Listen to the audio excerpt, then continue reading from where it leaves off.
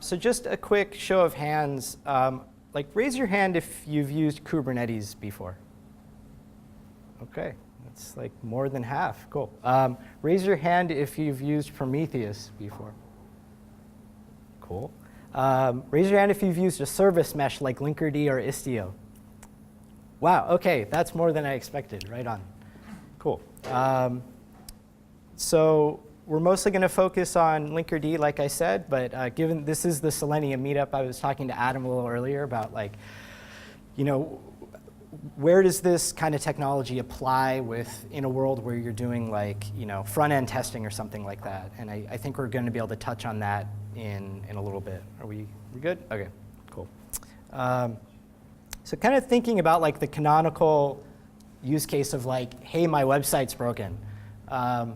It's typical, like you're running some kind of browser test and you click on a button and like something doesn't happen. And maybe it's just that button that's broken, but it's also possible that like 2 or 10 microservice calls down the call chain, something's broken deeper inside. And from a perspective of like I'm just running front-end browser tests, it's really like it's not super easy to like make that leap from like the website's broken to like this RPC call is failing. And so what we're going to talk about and demo Linkerd to do is to really quickly and easily go from like website is broken to that thing is failing. And hopefully do it in a way that like you all can go back to your computers and try this in like 5 minutes. That's this demo and this tool is meant to be like super easy to use, super easy to install. I'm probably going to keep repeating that. So to back up a little bit, a number of you have used service meshes already. Just to kind of like high-level overview, it's really meant as a layer on your orchestration setup, something like Mesos or Kubernetes, to give you visibility, security, and reliability. And I think if it's doing it well, it does it in a way where you don't have to think about it. You shouldn't have to reconfigure your apps or write any code.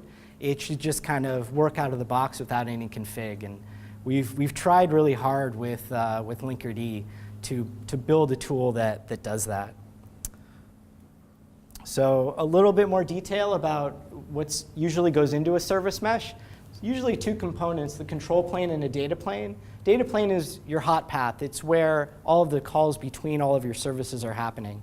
And we typically install a little proxy next to each like instance of your application, and that way we can provide that security and reliability between all of your service calls. You don't have to worry about it. So things like backoffs, retries, routing policy, all that, that shouldn't need to go into your application. Let the service mesh do that.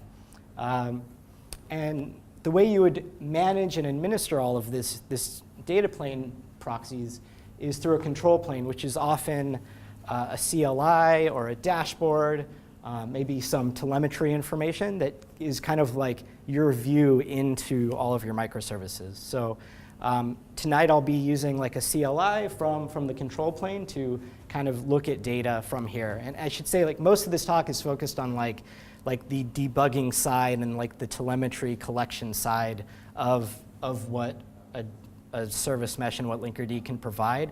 We can also do stuff like routing policy and security and all of that, but that's for another talk. So a little history about Linkerd. So Linkerd, like the story really starts like almost 10 years ago at Twitter, when Twitter was the largest Rails installation on the planet. And you usually don't ever want to be the largest of anything on the planet.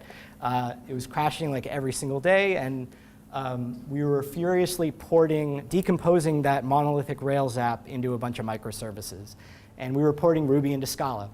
And what we found was that as we were building all these microservices, that we were rebuilding the same code over and over again, things that dealt with like the traffic and data layer, like retries, routing policy, telemetry, all that stuff. So that stuff coalesced into open source libraries. It was called Finagle. So fast forward to about 3.5 years ago, and a couple of infrastructure engineers from Twitter realized like this was a valuable thing that like the rest of the world could benefit a lot more from. At the time, this just being a Scala library, the breadth of people that could take advantage of this stuff was pretty narrow because you needed to be like writing your application in Scala.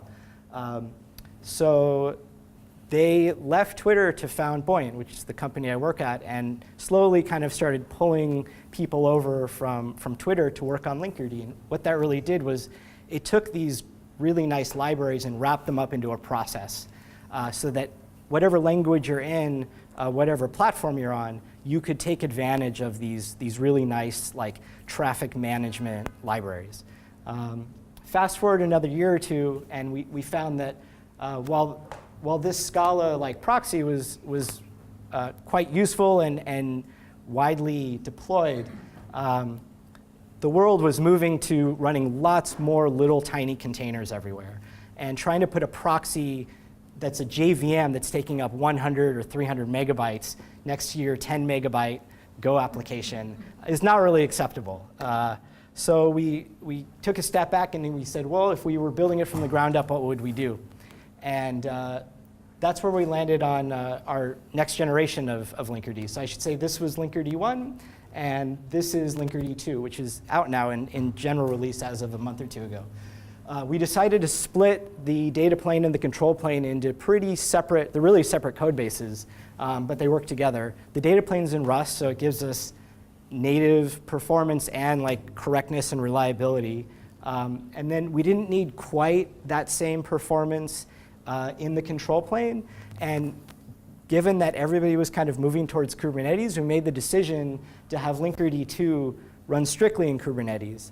And Kubernetes being a Go project, it made a lot of sense to have the control plane, the thing that's interfacing most with Kubernetes, also be written in Go. And we found there's a lot of enthusiasm in the Kubernetes ecosystem and the Go ecosystem. And since we've open sourced the version 2, we've gotten a tremendous amount of like pull requests from the community. A lot of the features you're going to see tonight are features that were submitted, some of them in the last week, by people that just happened to pick this stuff up. Oh, yes. So my emojis are working super well, I can tell tonight. So rendering issue, that was a better happy face, but whatever. So I'm going to show you a sample app right now. No service mesh involved. It's just a basic sample app. And we'll kind of dig into what's going on. So let me do that. So we've just got a simple little sample app that's in a Kubernetes config file. And I'm just going to deploy it to my Kubernetes running on my laptop right now. And then I should have geophoto, get all, forward, service, web service. For who here has used kubectl? One of my favorite new features is that you can port forward directly to a service now. You don't need to know the port. I learned that like a couple of days ago. It's been great. So let's see.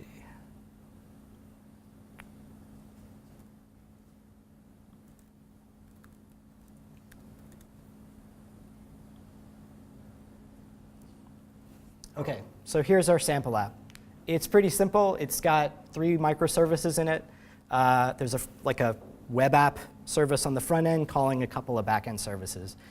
And all it does is it lets you vote on your favorite emoji. You can already see that there's some votes that have already occurred. We also deployed a load tester with it. So it's kind of like randomly voting on things just to like generate traffic and like get some data into the system. So you can see I can kind of keep doing this. But if I pick the first emoji, I get a failure. And this kind of goes back to where we were talking about earlier. If you're doing like browser test or app test, whatever from the front end, something's broken, but like we don't know where it is. You know, this could be a whole bunch of microservices down. We just know that like we're getting an error page. And so what this demo is going to show is like we're going to install Linkerd without tearing down this app at all, without changing anything about the sample application. We're going to very quickly identify where in our service call graph stuff is breaking. So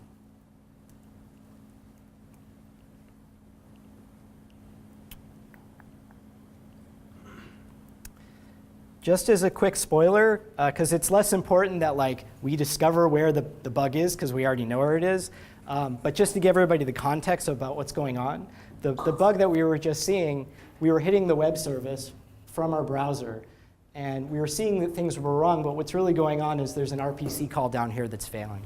And we're going to use Linkerd to discover where that failure is. I mean, obviously, this is super contrived and simple, but as you all know, like in the real world, you've got like lots of services everywhere, and like trying to find where that failure is like a murder mystery sometimes. So step one, we're going to run Linkerd install and install our control plane. Nothing else. We're not going to touch our sample app. We're just going to install a control plane to give us a little bit of visibility into our cluster. I should say that I've already, I got to make that way bigger again. I've already installed a CLI called Linkerd. That's a one-line install as well. You just curl an endpoint that we provide, and you can have it up and running on your system in no time. So I just didn't want to download a few megabytes from GitHub while I was standing here. So it's got a number of commands to run, but one of those commands is Linkerd install, which just provides a YAML that you pipe into Kubernetes, and that gives you the control plane. So let's just do that right now.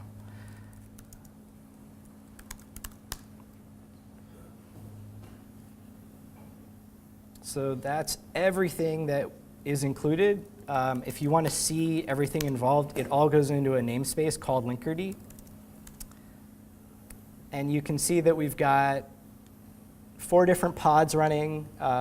Most of them are ours. They're little Go processes that handle all of the control plane business logic of talking to the proxies and gathering telemetry. We're also running a Grafana instance and a Prometheus instance because they're way better at doing those things, and it made more sense just to farm out that work. And we're going to see how all of that stuff kind of integrates in a moment. So the first thing I can do is run a command just to make sure everything's up and running. As a lot of you know, like not all Kubernetes clusters are created equal, and all kinds of different like network policies or configs can affect like how your cluster is behaving. So the first thing you can do is run this check command just to know that everything is looking good and our cluster is configured correctly. The next thing I can bring up a dashboard. And I'm going to come back to this, but as folks that have an interest in doing front-end like app browser testing, this is something that we don't have a lot of expertise in, and we could definitely use some help. We recently revamped this dashboard, and it's working pretty well, but we definitely need some help. And again, this is all open source, so please have a look and play with it. Just kind of right off the bat, we get some basic telemetry information about the Linkerd control plane itself. So we haven't deployed any Rust proxies into our sample applications yet, but we run the Rust proxy ourselves in our own control plane. We really eat our own dog food. And so we can tell that our control plane components are healthy because we have Linkerd proxies running between all of them and handling all the traffic for us.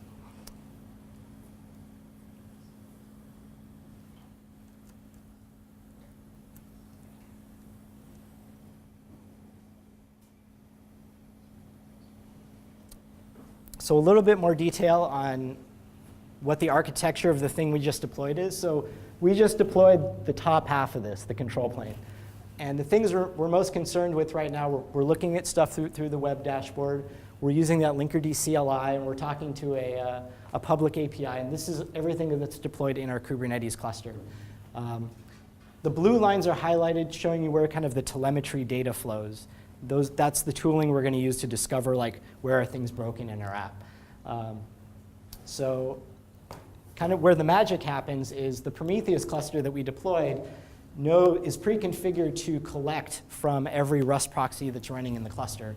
So that, again, like you may have a bunch of services everywhere. You haven't done anything to your service, but if you can insert a Rust proxy next to it, and that thing knows about all of the requests coming in and out, it knows about latency and errors, it's protocol aware, it can provide data to Prometheus that we can aggregate and see like what's going on across our whole cluster. I'm going to dig a little bit more into like what's going on in that Prometheus and how that's configured. So bear with me a moment. Let's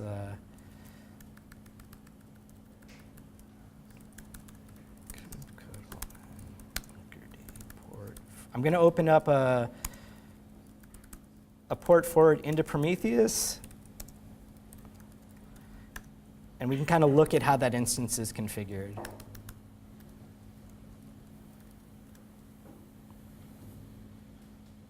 OK. So kind of right off the bat, you can see that Prometheus is already collecting from some things. The interesting section is the Linkerd proxy section here. These are the Rust proxies that are deployed with our control plane. As soon as we start injecting Rust proxies into our sample application, this list will just grow. And like I said, this Prometheus is configured to collect from each one of these, and we're going to see how all that data aggregates in a second. OK, so we've already got our control plane set up. Everything's up and running. We still haven't touched our sample app. The next step is we're going to run, after we do a Linkerd install, we run a Linkerd inject. And that's going to take our sample application and insert some extra containers into those pods to handle all of the traffic in and out. I can kind of do a quick demonstration of what that ends up looking like.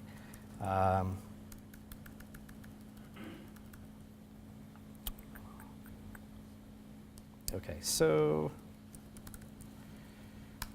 does this work? Oh, yeah. OK, cool. So the command I just ran is I curled my sample application, totally unmodified.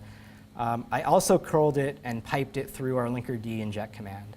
And then I just diffed those two. I just wanted to show you all like what we're doing to your application, because you have your Kubernetes YAML of your app already configured.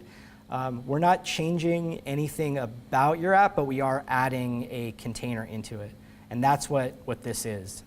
This is that sample application contains 3 different Kubernetes deployments in it. Inside each one of those deployments, we're inserting a Rust proxy. At the same time, once that Rust proxy gets inserted, we also have an init container. It's like just a bootstrap process that will modify the IP tables on that pod. That's how we take over handling all the traffic for you. So now I'm going to.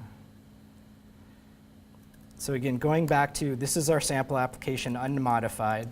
The next command I run is an inject command that will modify and give us a little report on what got injected. So now I'm going to pipe that into kubectl. And again, like before I run this command, I'll go back to the Linkerd dashboard and note that our sample application is running here, but we have no telemetry data on it at all.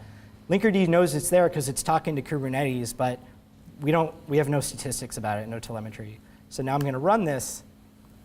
The deployments stay up, but we bounce all the pods. Now, if you're running an HA, as you should be, then you would do like a rolling restart.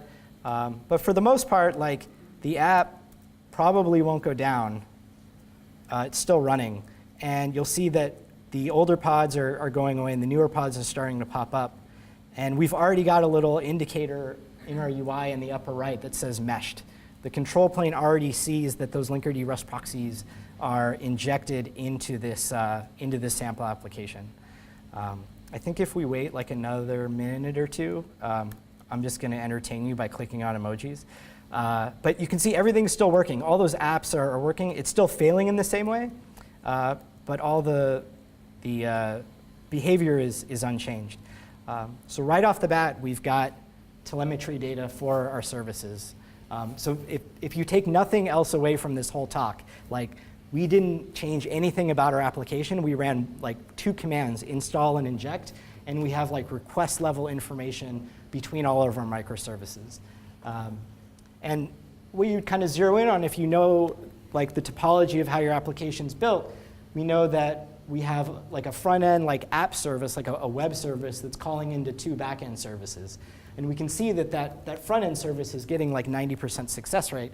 And one of those back end services is running at 80%, and one of them's running at 100%. So almost right away, just like from that one inject command, we're starting to identify like where those calls are failing and what's going on. If we want to dig a little bit farther in, so all that data you just saw in that web dashboard, we can access it similarly using the Linkerd command line. So we have a command called stat that lets us get that kind of rich data, and we kind of slice and dice it however we want. For those of you that are familiar with kubectl and interacting with different types of Kubernetes objects, it's like a hierarchy, right? You have namespaces, and in namespaces you have a bunch of deployments, you have pods, things like that. We can slice and dice that data however we want. So if you want stats per pod, per deployment, per namespace, you can get all of that. Again, like we've changed nothing. Like this data is all coming in because we've run those two install and inject commands.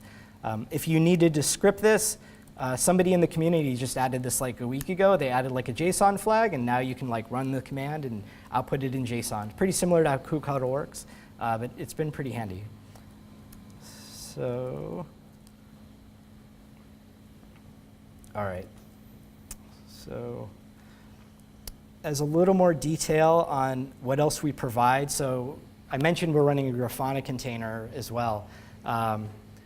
These dashboards are great, and you can get it a lot as far as like slicing and dicing what's interesting. But if you want to go deeper, we provide pre-canned Grafana dashboards for all of these services. So if this all worked, we should get like a nice dashboard of like all the traffic, the success rates, and we can browse things per pod, per deployment. If we want to look at things from like a deployment level rather than a pod level, again, like you didn't have to configure any of this. You just like did an inject command and you started getting all of this traffic information.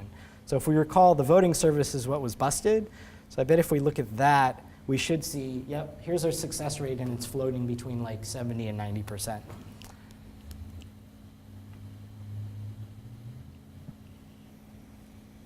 So just kind of a quick recap of like the things I forgot top. I'm glad I have this summary. So there's one more command I wanted to show you. We recently added this. So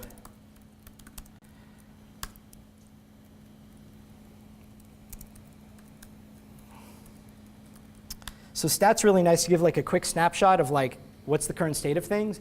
This is a nice little dashboard that you can run. It's just like top on your computer, but it's top for your microservices. So it shows you all the calls that are happening right now, and if this wasn't cut off, you've got success rates and all of that. I think maybe I can drag this over and it'll, yep, you've got some latency information. Maybe I can keep going. Yep, success rate, there's a whole bunch of stuff over there. And it's kind of nice, like as you're messing with your app, you could be running a bunch of automated tests and just have this up and just see like how the traffic is performing. And it gives you much deeper data than just like, again, like the website's broken. You can see every service and every call coming through your services to try to identify what's wrong. So a quick summary of everything we just did. We had a sample app. We deployed the Linkerd control plane with a Linkerd. So here's everything we just did. Like I said, we had our sample app. We ran an install command that installed everything into the Linkerd namespace, just the control plane. Then we ran an inject command that injected containers into our running sample application, never tore it down. And then we used stat, top, and a dashboard and Grafana to get insight into like what was happening with their service, not changing any code, like not really even touching configs, just like running an inject command, and we were done. So like I said, if you take away anything, like this thing is really easy to try out. It's all open source. Like everything you've seen is open source. These slides are publicly available. So please go try it out. Like run it on your systems and give us feedback. Tell us what's going on. I got to give a shout out to Sauce Labs, not just for hosting this. Also, this was like a praise thank you emoji. I don't know what happened there.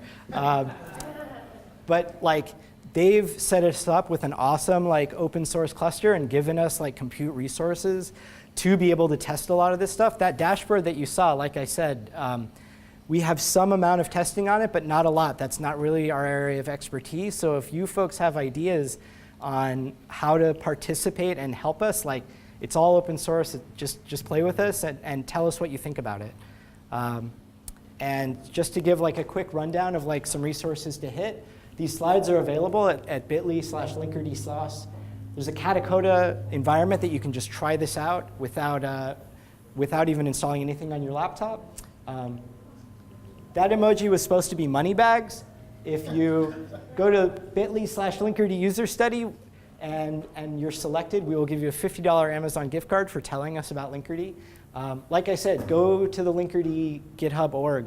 If you like working in Go or JavaScript or Rust or Scala, it's all there to play with. We have over 2,000 people in our public Slack. Jump in, ask questions. Like, we're happy to help. Most of us at Buoyant are in there, and we're available to work with you. And if any of you all are going to KubeCon, we've got like quite a program set up there. So we'll be up there with a booth and giving talks. So please come and say hi. And that's it. Thank you all for coming. This has been great. That was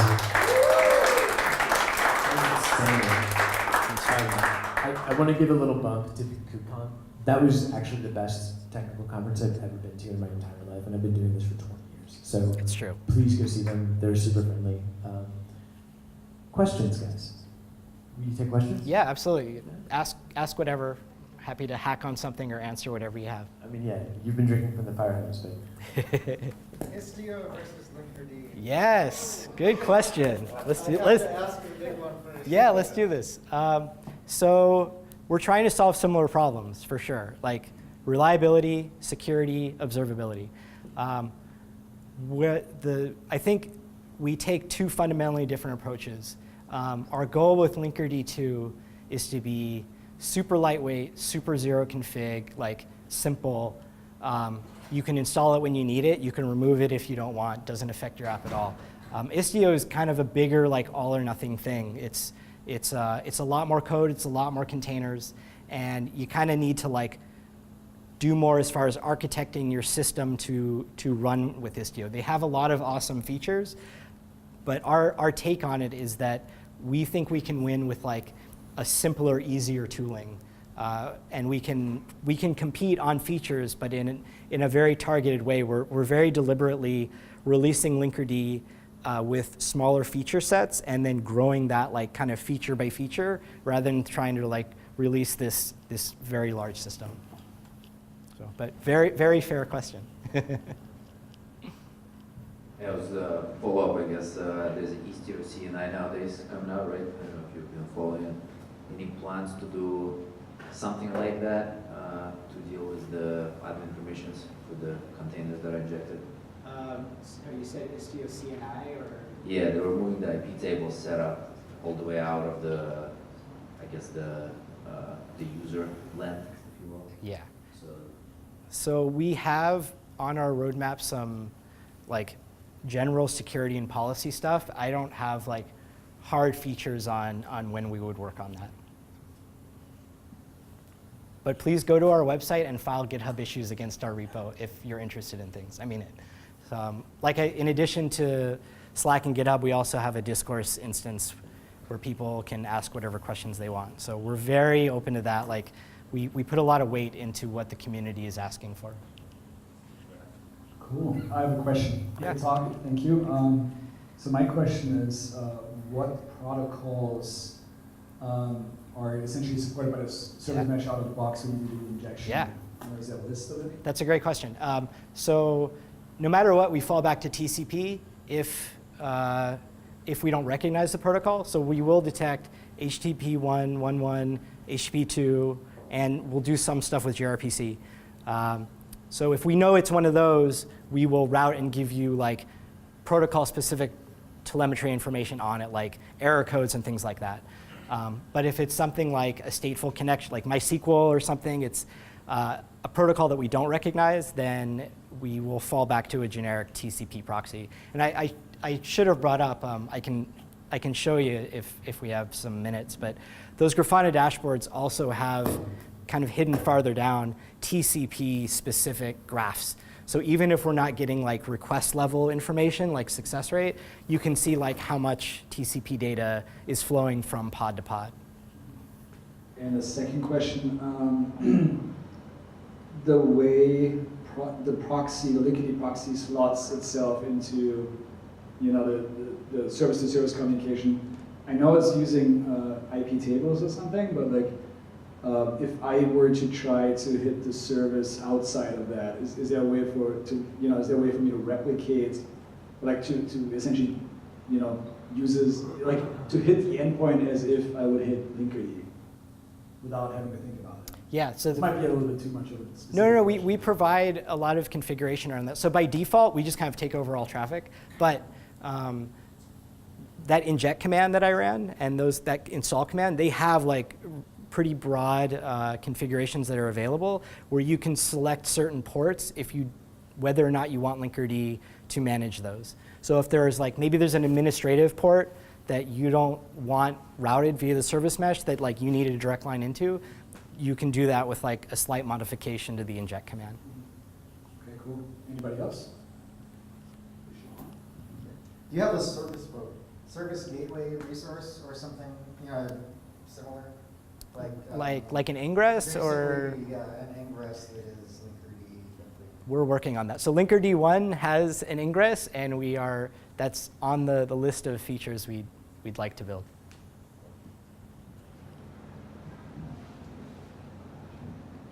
So I'm curious, for some of the folks that you've worked with, where do you see kind of like the first encountered scaling problems with using Linkerd?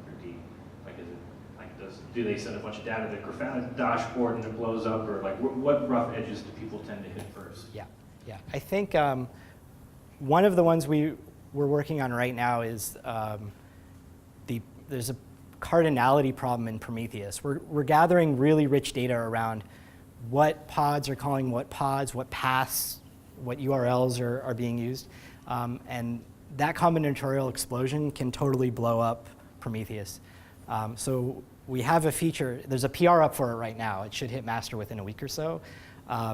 That will be more focused on how we manage and measure routes. And so you'll be able to say, instead of like, you'll be able to define like URL path structures and say like, if you have user/user ID, you don't necessarily want to measure user ID /1/2/3. You want to like star that out, That's a feature that's coming within about a week. That's probably our biggest like challenges as far as scale. We've done pretty thorough testing, putting a lot of apps and a lot of load into Linkerd, and we've, like from our anecdotal experience, we usually take down Kubernetes before Linkerd goes down. So would it be fair to say that the most likely places I can run into something would be at that control plane in the like not at the. Yeah, the Rust proxy's been awesome. We when we bet on Rust, it was it was a bit of a bet. We hired a number of the people responsible for the Rust networking libraries. So we kind of have hired the whole stack of people that know how to build this stuff. So they've had their focus on that, and the memory footprint and the performance on those proxies has been pretty phenomenal. So yeah, the first thing I would look at under a lot of load is like how much memory is Prometheus using? Like that's probably the thing that will grow the fastest.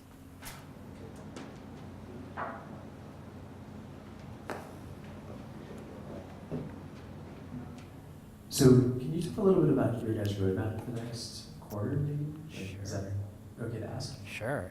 Do you want it? You might be better equipped than me.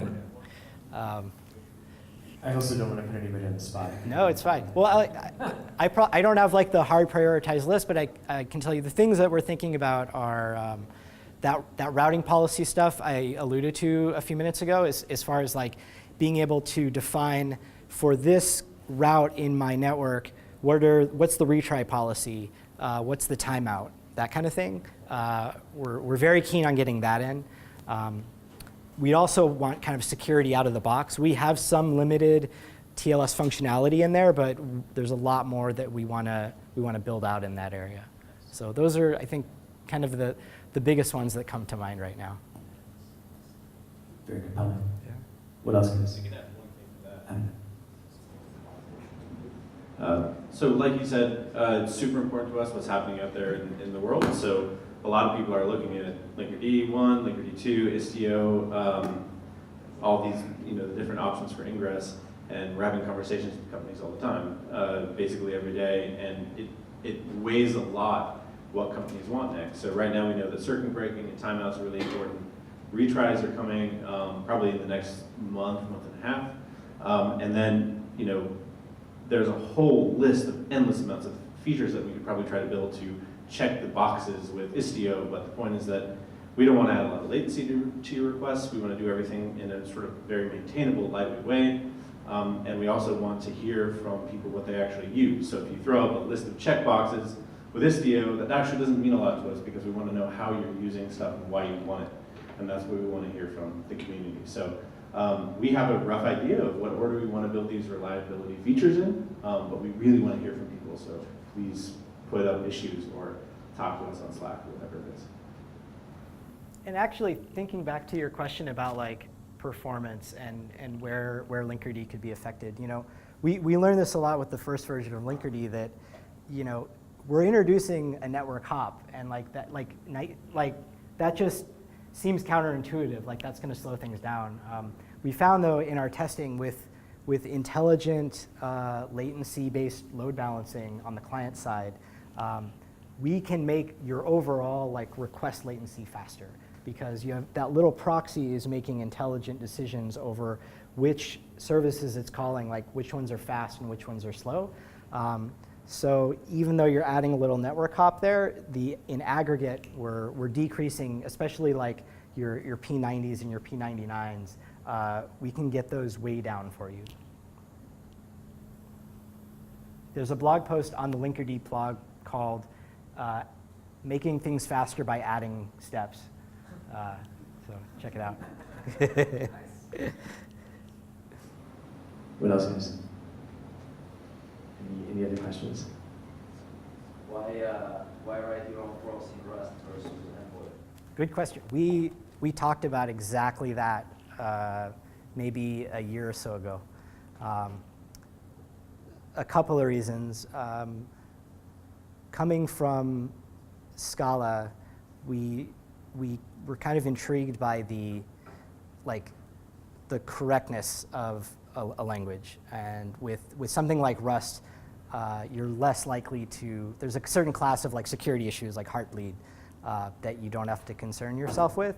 And another strategic part is kind of being in control of our own destiny, and we can make the proxy work the way we need it to. So I think those were kind of the two big things. It seemed like Rust seemed like a better technology choice for us, and kind of the stewardship over the ecosystem. I have one for you. What question didn't get asked that you wish had gotten asked? What would be your answer to it? Oh boy, that's fun. See, I can make up a bunch of stuff. Let's see.